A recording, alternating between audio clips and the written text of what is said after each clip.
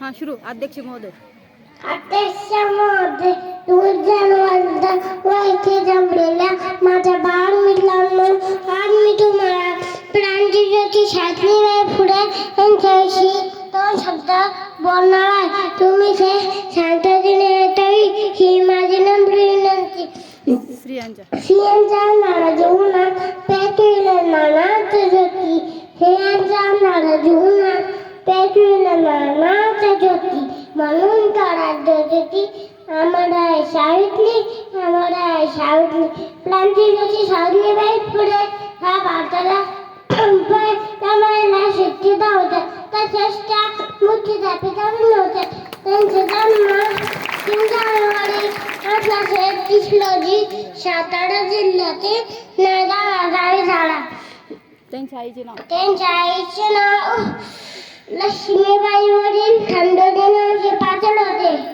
वयाच्या 9व्या वर्षी सावित्रीबाईंच्या लग्न विवाह दशिबा फुले यांच्याशी झालं.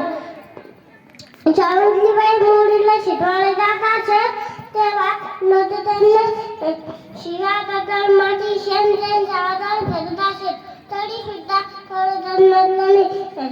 त्यांनी जनता स्वतःचा विश्वास दिला असता तर शिव्या ट्युशनच्या खानाडावर नंतर त्यांना दिसल्या नसत्या. त्यांनी 1 जानेवारी 1848 रोजी पुण्याच्या बुधवार पेठेत मुलींची पहिली शाळा उघडली. सुरुवातीला त्यांच्या शाळेत फक्त 6 मुली होत्या. नंतर 40 ते 45 मुली झाल्या. या सरकारी उद्यावर सरकारी उद्यावर कोणी बसवली असती का? सरकारी उद्यावर कोणी बसवली असती का? पुरुषावेतली नसती तर मुली शिकली असती का? पुरुषावेतली नसती तर मुली शिकली असती का? एवढे बोलून माझे 2 शब्द संपवलं. त्यांचे थांब